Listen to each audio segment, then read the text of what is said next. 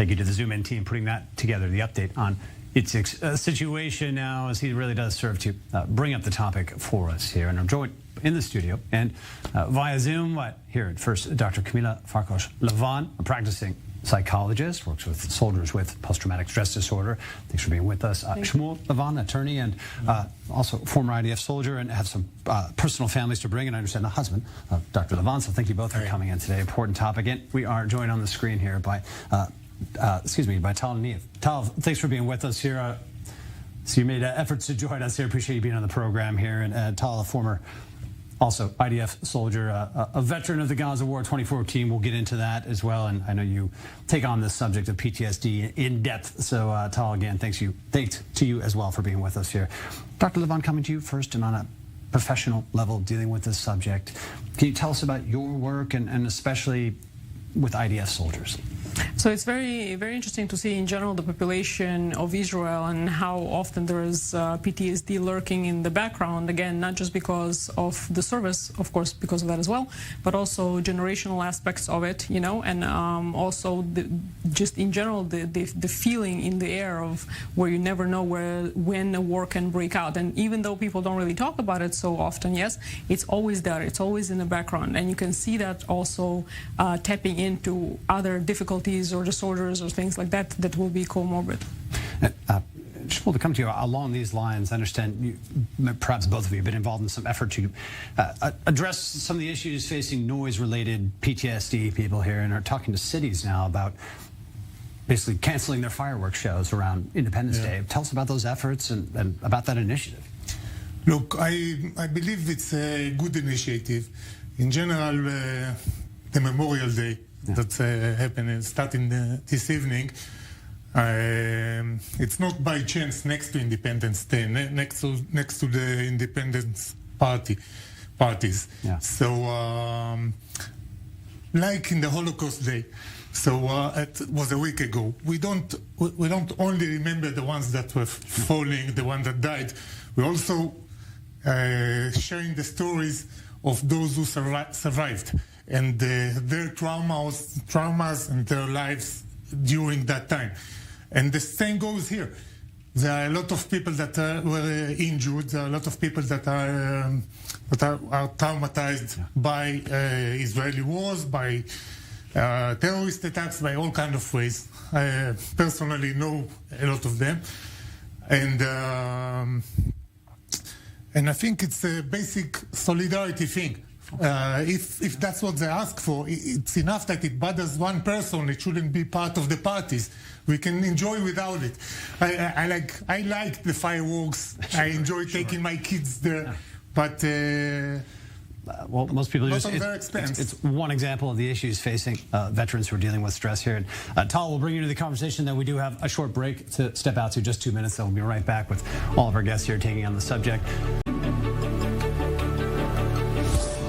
Thanks for staying with us through the break, continuing with the subject of Israel's Memorial Day and focusing on the plight of soldiers now dealing with combat veterans, especially dealing with PTSD and the plights of those still among us here. And we go to Tal Niv, who joined us before the break here, but we didn't have a chance to chat. Tal, thanks for joining us on the program right now. In short, I understand you're an IDF combat veteran yourself. You served in the Gaza War of 2014.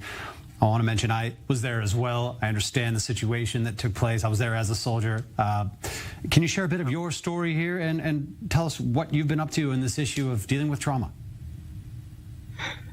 Okay, thank you for having me. Thank you for the solidarity as well.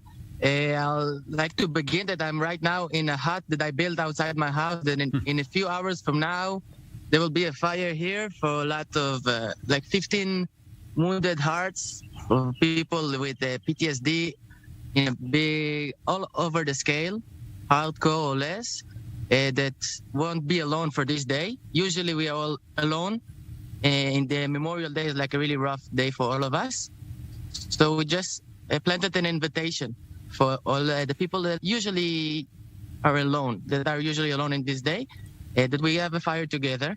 I don't think it's relevant that I get into all the combat stories, sure. But I would like to say that after each Saidan, you have a lot of more solidarity around this area a lot of more conscious people about know how to deal with wounded people, not wounded outside, but within. And I have to say that I feel healthier to walk around without being ashamed of my situation. For example, Tal, did Itzik, would you say, about a year ago, or a little over a year ago, when he took his drastic action, would you say that was a turning point? Did that really change the narrative in the country? Absolutely. It's a horrible thing to do, but he's the hero of all of us. This is absolutely the changing point, and I think it'll be a thing to remember by history books about the knowledge of PTSD in Israel. Tal, thanks, and stay with us here. Continue. I want to come back to Dr. Lavan here, and looking at the case of Itzik, who clearly is, and as Tal highlights, captivated the country, broke our hearts, forced the awareness on us that this was something that had to really be dealt with from a clinical level, from the level of the system that you're familiar with. Have there been changes? Is there truly a greater awareness? Is it a new day for people dealing with PTSD, Army veterans? In general, again, I'm happy for your questions. Yes, in general, first of all, there's no words to say what happened with Itzik. Obviously, that's not okay. There's no. Yes.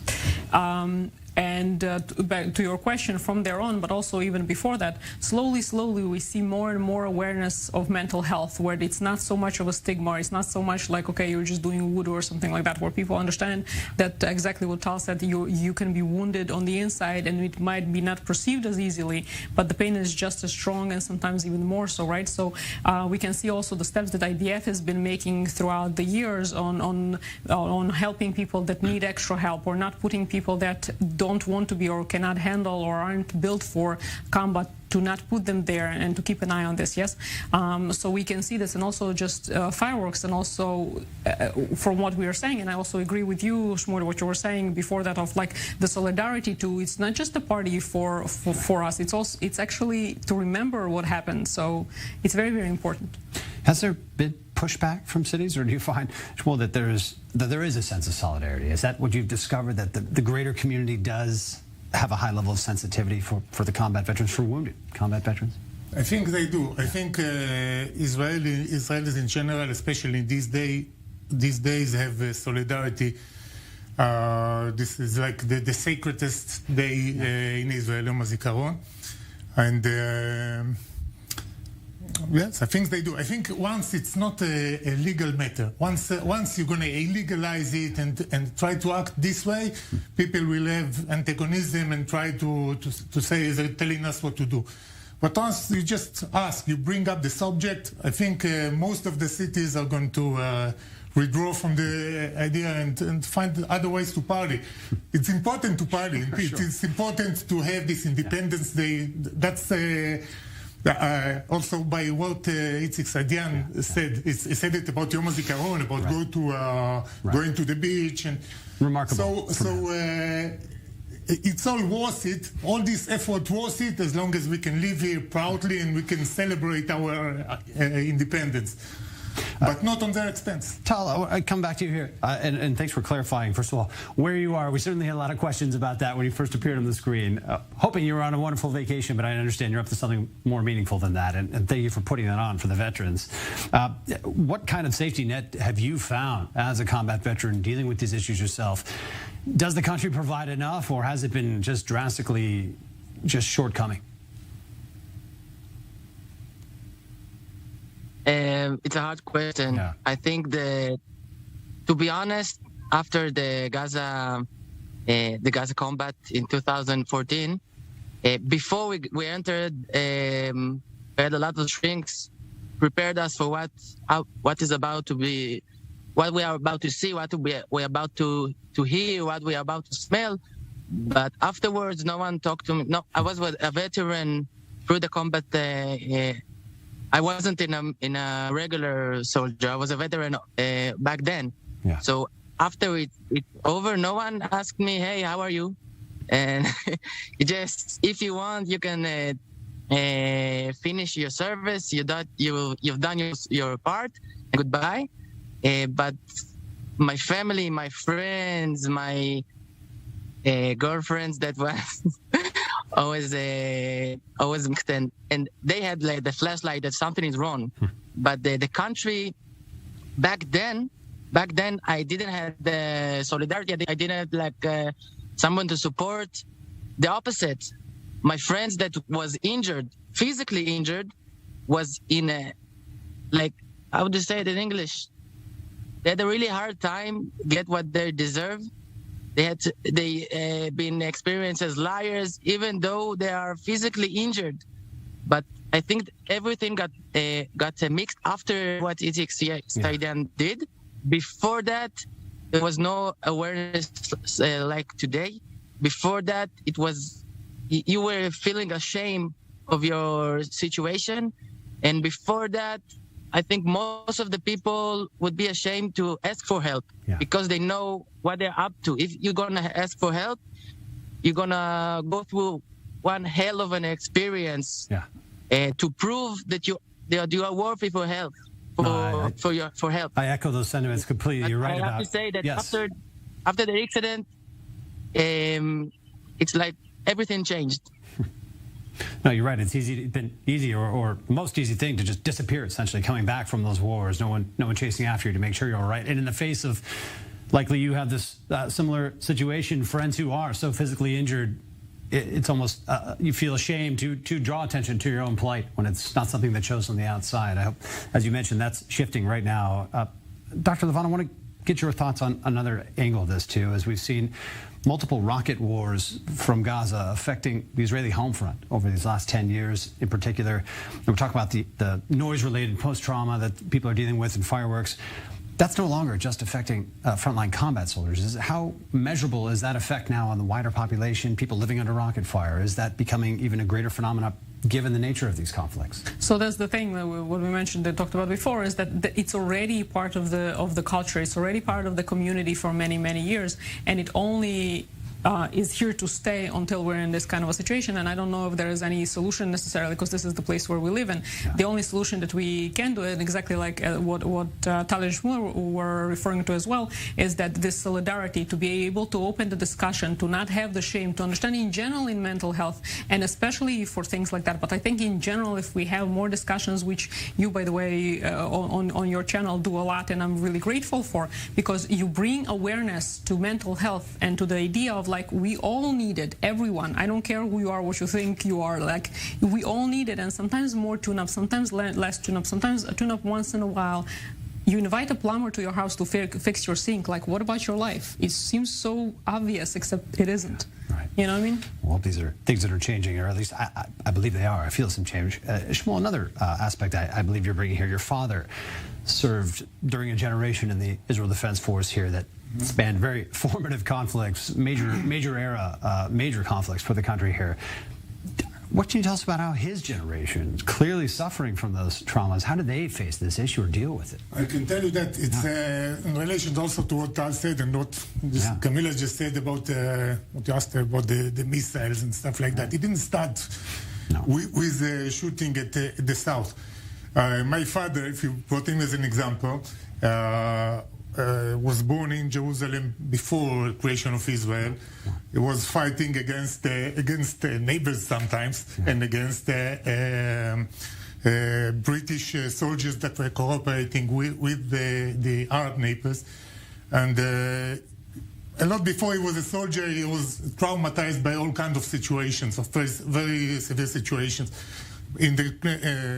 During the Independence War, his father was killed, not as a soldier, as a civilian, and they lost their house. They lived in all kinds of situations, tried to live in yeshivas and synagogues, tried to find a place to sleep. So trauma was a very relative concept. It always exists. It's with us since day one or before that. And therefore, again, I bring up the solidarity. Therefore, also during the wars, my father was always keep repeating these stories. He broke a few times. Like, if he hears about it, it happened to him before. That he keeps everything inside, but it breaks out. I think what's new is the awareness of the PTSD. I think it exists for generations. It's not a new thing. It just the awareness is the new, and it's a very good thing. It should be treated, and it should be people should be very considerate to these situations. Well, important points, and certainly nothing new about this. Tal, I want to maybe come back to you. We only have 2 minutes left here, but being on the real ground level of this issue that we're discussing today, I'll put it that way. Today, even despite all the raised awareness, do you have friends, fellow veterans that you're truly worried about, that you think need help, that are not getting it? Just as an example of how wide this phenomenon might be. Of course, I have a lot of friends that I'm worried about. They don't get help. I think that the first step is they say that they don't need help. But as a friend, you can be a mirror for situations that they are ignoring. That's the first step. Second step is they don't know who to approach. Because you have so many places that will turn you down. You have many places that will hook you up and will support you. But there's a lot of confusion through that. A lot of organizations that are really supporting the issue. For example, Natal, you can pick up a phone. For example, you have lots of funds. Like I've been in an organization called Bishvil HaMachar, for tomorrow. Right. I just picked up a phone and called them. I said that I told them that I need help, and I've been through a journey to process combat experience with fellow friends. Not from my unit, though. You can do it with your unit or not. But I think that nowadays, I still have friends that I'm worried about, but I think that they have more solution than before. Before Itzik Seidan, and obviously in the generation before. I think Tal Niv, with all the problems we are talking about, still we are a generation with a lot of privilege. Absolutely. More awareness. Well, we have a doctor in the studio here, Dr. Lavan, who may be able to provide some other resources for you. But Tal Niv, Dr.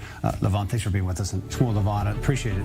Important topic here as we have begun the show and as Memorial Day in Israel begins. We'll be back after the break with more.